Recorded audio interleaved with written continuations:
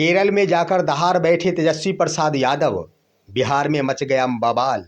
NDA नेताओं ने तेजस्वी यादव को सच बोलने पर लगाया प्रतिबंध। दोस्तों नमस्कार, मैं हूं आपका दोस्त एसके चौधरी।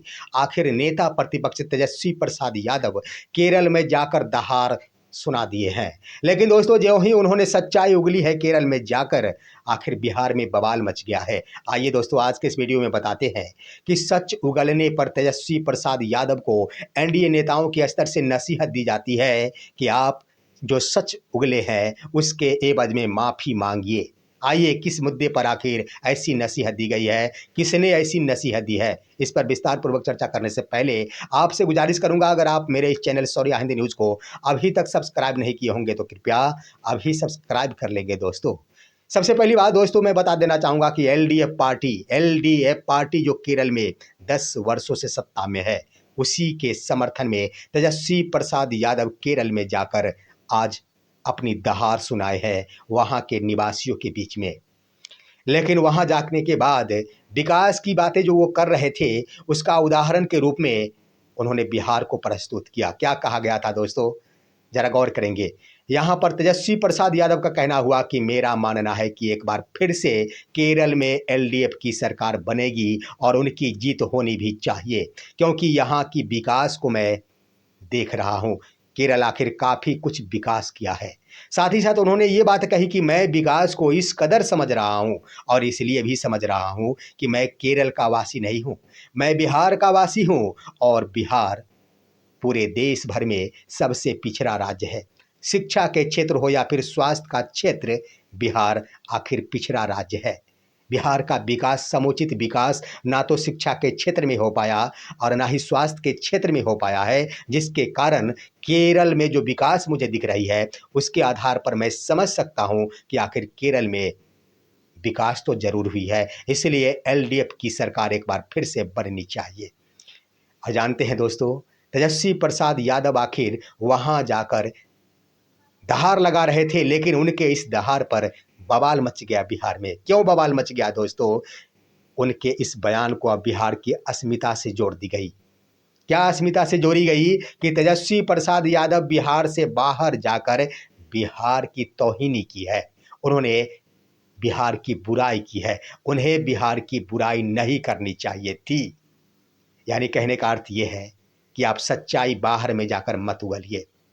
मेरा तो कहना है दोस्तों कि अगर तेजस्वी प्रसाद यादव का कहना हुआ कि बिहार देश का सबसे पिछड़ा राज्य है शिक्षा के क्षेत्र और स्वास्थ्य के क्षेत्र में, तो ये मुझे स्वीकार कर लेने में हर्ज किस बात की है तो है, लेकिन स्वीकार आखिर क्यों नहीं करेंगे वो लोग, क्यों करेंगे वो लोग जिनके ऊपर विकास की जिम्मेदारी सौंपी गई है। यही तो बात है दोस्तों कि तेजस्वी प्रसाद यादव विपक्ष के नेता है और केरल में जाकर जब उन्होंने बिहार के बारे में सच्चाई उगली, उसके बाद एनडीए के स्तर से इस पर सवाल उठाते हुए सबसे पहले बीजेपी के प्रवक्ता भी है नीरज कुमार, जिन्होंने आखिर तेजस्वी प्रसाद यादव का बड़ा कटाक्ष किया। उन्होंने कहा कि बिहार की अस्मिता के साथ तेजस्वी प्रसाद यादव ने खेली है और बिहार से बाहर जाकर बिहार की बुराई की है, इसलिए तेजस्वी प्रसाद यादव माफी मांगो, इन शब्दों का प्रयोग किया गया। दोस्तों सोचने वाली बात है कि तेजस्वी प्रसाद यादव आखिर क्यों मांगेंगे माफी? क्या बिहार शिक्षा के क्षेत्र में पिछड़ा राज्य नहीं है? क्या स्वास्थ्य के क्षेत्र में केरल से पिछड़ा राज्य नहीं है? अगर नहीं है तभी तो। लेकिन एक बात भी जरूर है कि आखिर सिर्फ एक नेता कहकर इन बातों पर विराम नहीं लगाए।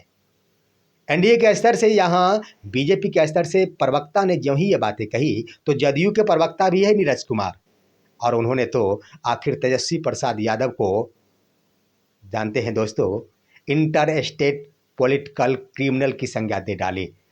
उनके ऊपर कह दिया गया कि तेजस्वी यादव आखिर इंटर स्टेट क्रिमिनल है और पॉलिटिकल क्रिमिनल है।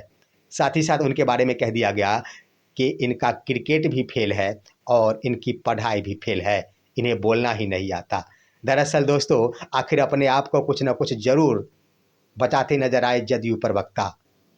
जिस तरह से बीजेपी प्रवक्ता बौखला गए उन्होंने कह दिया कि माफ़ी मांगो। आखिर किस बात की माफ़ी मांगी? ये तो हर कोई कहेगा। क्यों माफ़ी मांगा जाएगा? मेरे में अगर कमी है तो मैं अपने आप की कमी को क्यों नहीं महसूस करूंगा? जब तक कमी को एक्सेप्ट नहीं करूंगा तब तक हम में सुधार कैसे आ सकता?